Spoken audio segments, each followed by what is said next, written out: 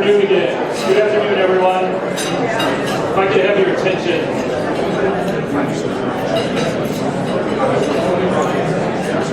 If I could have your attention, please. We will welcome the Congressman to the stage here in just a moment.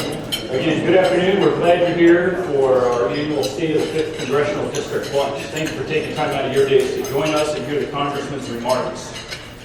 Before I introduce our keynote, I'd like to recognize a few folks in the audience. We've got a good group, so if you would hold your applause until we get to the end of our list of some special guests we have. Secretary of State Wayne Williams, waving right at the hand. Welcome back from Denver. A number of members of City Council are here with us today. Council President Murph Bennett, Don Knight, Andy Pico. Don, did you raise your hand? There you go. All right, and Tom Strand. Thanks, Tom. El Paso County Commissioners. We have Dennis Heisey and Larry Bagley. Pardon me, Councilor. I apologize for the oversight. We're glad you're here too, Larry. Thank you. All right. Three of our county commissioners. Vice Chair Dennis Heisey. Sally Clark. And did Darrell Glenn join us? I know Darrell was planning to, may not have been able to join us at the last minute. So, also El Paso County Clerk and Recorder Chuck Gorman. Chuck, welcome this afternoon. Representing U.S. Senator Michael Bennett this afternoon is John Griego. John, a shout out, thank you. And representing our other Senator Cory Gardner is Michael Gould. Brandon. The other Gould. That never happens to you, does it? Nobody ever makes a mistake. Sorry, Brandon. And a couple other folks I want to give a special invitation to. Colonel Troy Dunn, back at table number 9, Base Commander from the United States Air Force Academy. We're glad you're here today, sir. Continuing in that vein, the chair of our Military Affairs Council, Keith Plain. Military Affairs, MAC, this year is celebrating its 75th anniversary. Keith, thank you for your leadership of that very important arm of our mission. Thank you for that. And finally, I'll go off script here and recognize two more folks. Where's Doug Price, my partner in crime and business organizations here. Doug, thank you for being here. And Terry Hayes, Tri-Lakes Chamber of Commerce. She's putting the regional and regional business alliance today. If you would, just a round of applause for those folks.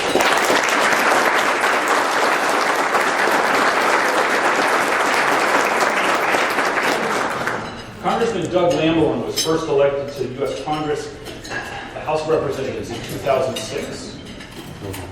He represents Colorado's 5th Congressional District, and he is serving now in his 5th term. Congressman Lamborn serves on 3 committees that are very important to our region. Those are the House Armed Services Committee, Veterans Affairs, and Natural Resources.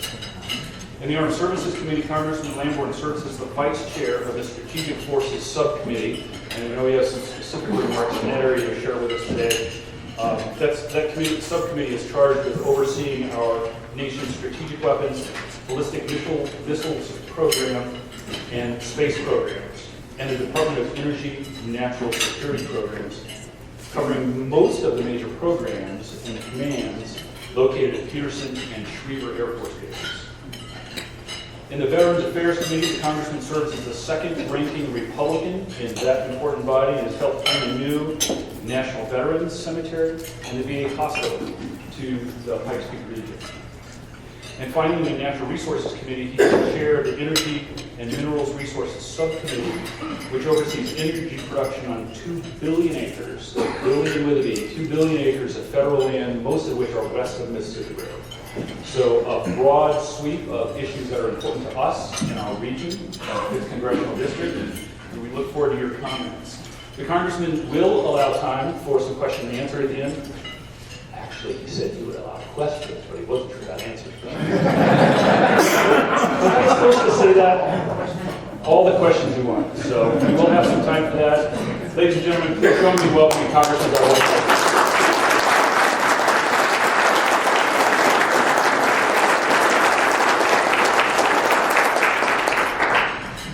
Thanks a lot, Dirk, for that kind introduction. I appreciate it. It's great to be here. Boy, what a great turnout we have. And I see so many community leaders, I see the elected officials that were mentioned. I see candidates for office. What a distinguished group of people. I'm honored to be here and talk with you all. And like Dirk said, at the end, I want to allow a good time for questions and maybe even answers, like you said. Well, and also thanks to the RVA, to Dirk and his whole team for putting this together. Thanks to the Antlers. So anyway, I'm honored to be here. We are a fortunate people when I think about the 5th District of Colorado. We are fortunate because we stand out in a way that no other people in this country stand out. We are residents of Colorado's 5th Congressional District. The people who live in El Paso, Teller, Park, Chaffee, and Fremont counties are a diverse mixture of hardworking individuals who contribute to our community in so many ways. From the men and women in uniform, we are represented here today well, to the people who work hard in both the private and nonprofit sectors, to those who selflessly volunteer in their community or place of worship, we have the highest caliber of people in the whole country. These peerless individuals ensure that the state of the 5th Congressional District is strong. However, we are facing some challenges from the federal government in Washington, D.C. that I'm working hard to address. And the three that I'm going to mention in particular are malfeasance at the VA, the shrinking defense budget in the face of a dangerous world, and a regulatory climate that inhibits more robust economic growth. Okay, first of all, the current malfeasance in the VA is shameful. Each and every veteran who honorably serves this nation deserves to be cared for in a timely and honest manner. There should be a rock-solid bond of trust between the veteran and their caregiver. Unfortunately, the VA does not always seem to recognize or care, and this trust has now been damaged almost beyond repair. When veterans die or take their own lives because they are kept on falsified waiting lists that prevent them from getting the timely access to care that they need, the instantaneous response of the VA leadership should be to fire those people responsible. But they haven't done that. In light of all these national scandals that we've heard about in the last year and a half, a grand total of 5 people have been fired from the VA. That's unacceptable. We have stepped forward in Congress to provide the VA leadership with more funding to increase staffing, more authority to fire failing employees, and the ability to provide veterans access to the private sector when the VA healthcare is unable to keep up with demand. But VA leadership has not embraced each of those options. So those of us on the committee are going to keep pushing, but we're distressed that the VA leadership has not yet gotten behind those changes. And it's not happening just to some other part of the country. It's happening right here, unfortunately, in Colorado Springs. The VA Inspector General released a report which found that 64% of the cases reviewed here in Colorado Springs at the CBOC, Community-Based Outpatient Clinic, were experiencing wait times in excess of 30 days, and that the VA staff were falsifying records to make excessive wait times disappear from the record. This report makes me furious, and I'm sick and tired of not getting the outcome that we as taxpayers are paying for, and that veterans deserve. I have personally confronted both the VA Secretary and the Deputy Secretary about this report, and this Friday, for instance, I'll be meeting with both of our senators, Senator Gardner and Senator Bennett, and Mayor John Suthers, for a briefing here in town at the clinic from VA leadership. And in Washington, we're going to have hearings on this matter to continue to probe what happened and why, and how to fix it, and ensure that we hold people accountable. I believe the time has come for more and more private health care options to be given to our brave veterans. And that's a way around problems in the future, let's say. It is morally imperative that President Obama rein in his out-of-control VA department.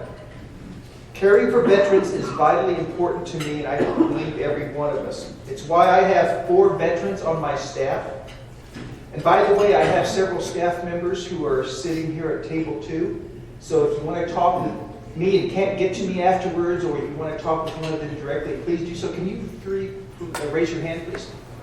So let's take advantage of that. But on my total staff, I have 4 veterans. And the overwhelming majority of my casework and my constituent outreach involve assisting and communicating with veterans.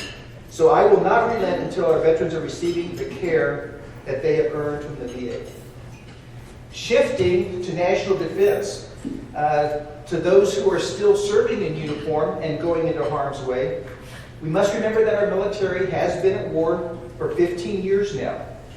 Over the past 6 years, we have suffered from budget cuts totaling over $1 trillion, thanks partly to a president with other priorities, and partly to mindless sequestration that indiscriminately treats every dollar of federal spending equally, whether it's $1 for defense or $1 for pork barrel projects.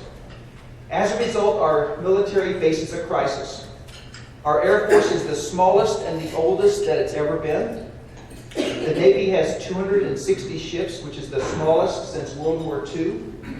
And the Army and Marine Corps risk dropping below 450,000 or 190,000 soldiers and Marines, respectively, which are the absolute bare minimum levels our commanders say we need to fulfill our missions.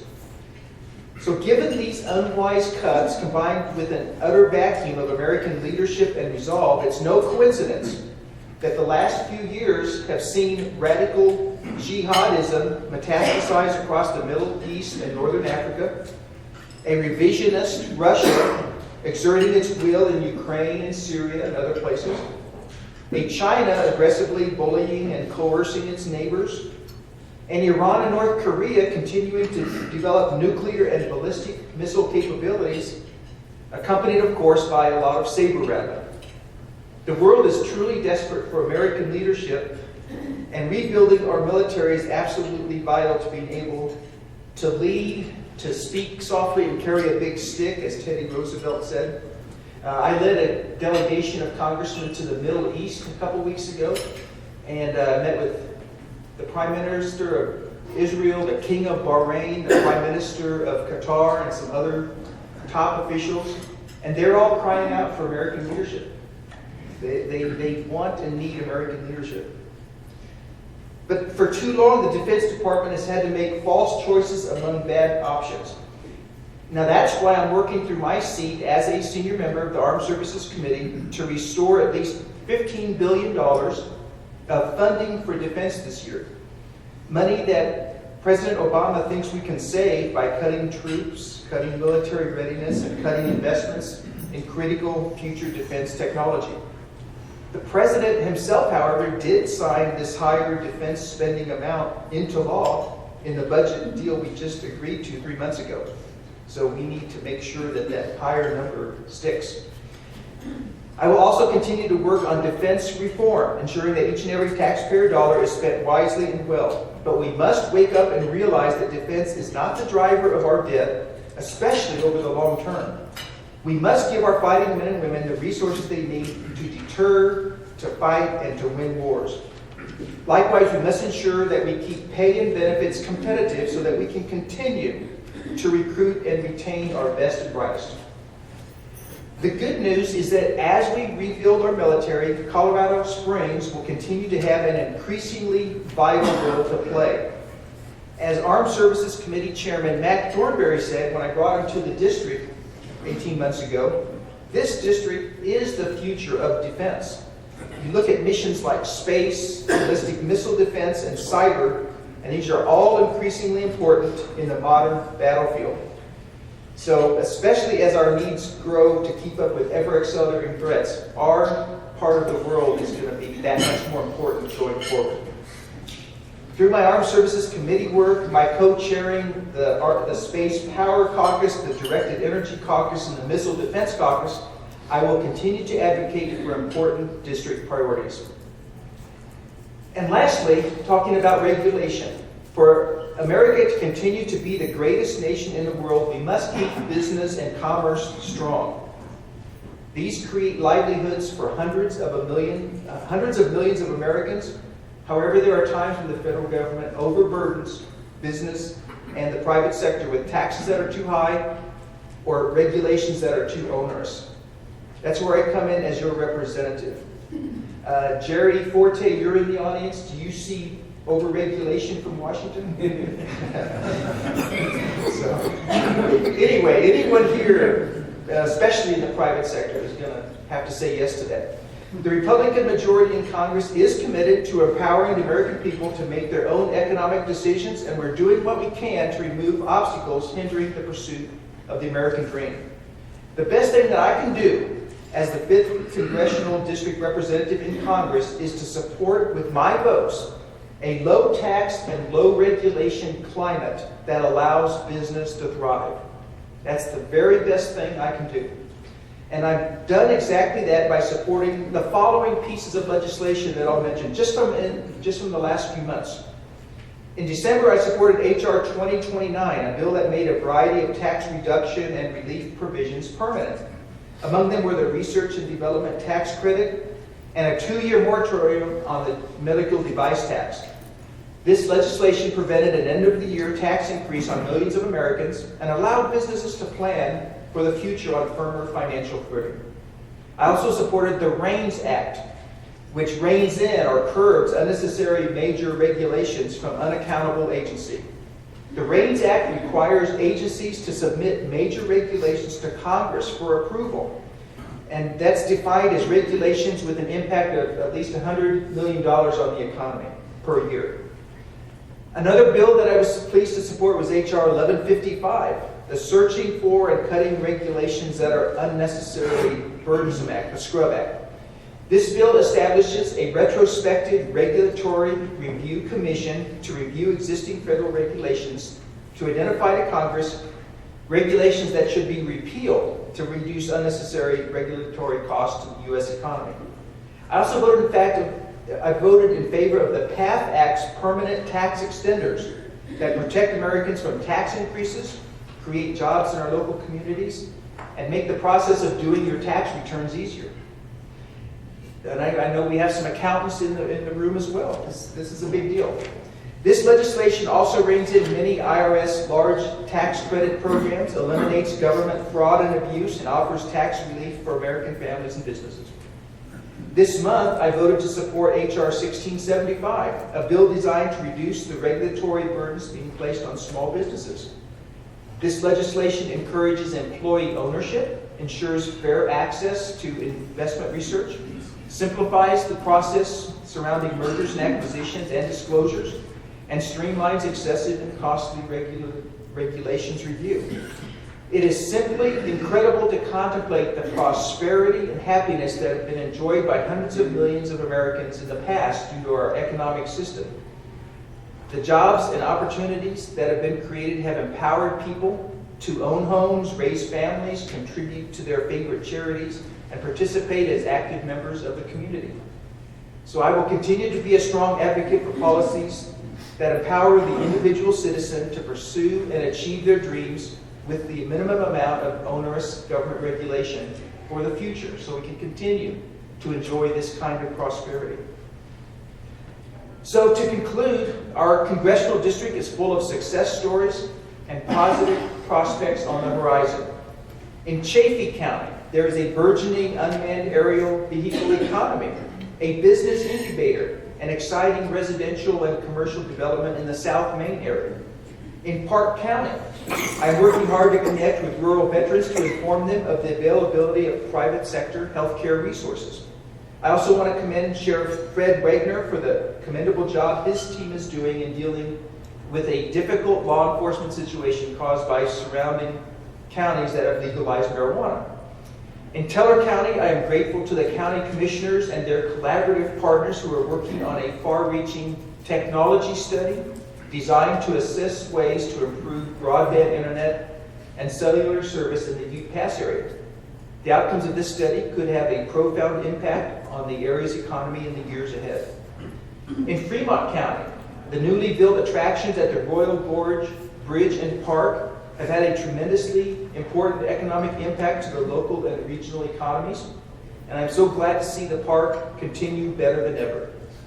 And here in El Paso County, the incoming economic impact of new jobs at Sierra Completions, the future opportunities and attention offered by the Catalyst Campus, the upcoming National Cyber Intelligence Center, and the Joint Interagency Combined Space Operations Center, or JICSPOC, at Schriever, the dedicated focus being placed on important local infrastructure needs, the upcoming completion of the Southern Delivery System, which ensures our water future, the Olympic Museum and efforts to tether Colorado Springs to the respected Olympic brand, expanded guest and community amenities at the Broadmoor, and the renovation of the Antlers right here represent just a handful of the many positive developments happening locally.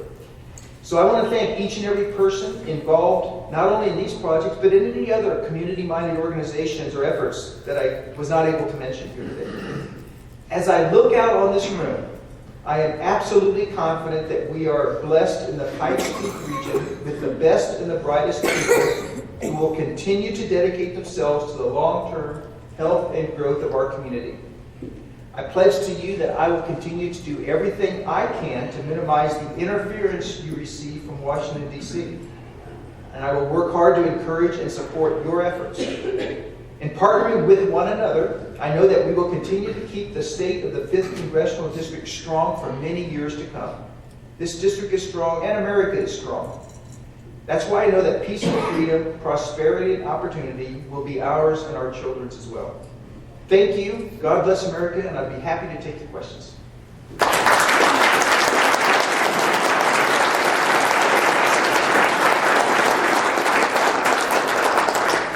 Like I said, ask whatever you want, and I might even be able to answer your questions. Dirk. Congressman, I'd ask for a perspective from the district. The news that we've heard since Sunday is all about the Supreme Court upcoming nomination. Can you give us a perspective from your seat? Is it as big a deal as the national media makes it out to be? It's a big deal. It's a big deal. Now that we have a 4-4 tie, some decisions will be kicked back to the lower court or held over, depending on what the court wants to do. If it's kicked back to the lower court, that decision will stand, but it won't be precedent for the entire country. I hope that a lot of the important things are held over until we're back up to 9. I think it would be a mistake to, I'm speaking as a conservative, but I think it'd be a mistake to rubber stamp any appointment that the president sends to Congress, sends to the Senate, because looking at his choices in the past, although they are competent and respected people, they have a liberal bent toward their decision making. And with Scalia being conservative, more of an original intent person, what does the document itself say? Either precedent or the Constitution itself versus a belief in a living document that you can sort of make it up as you go. I think to replace him with someone who thinks the other way and make a flip-flop in the entire court would be the wrong thing to do at this point in time. We're so close to the election. Let's make it something that the American people get involved in through whom they elect in November, and let that person make the decision in January.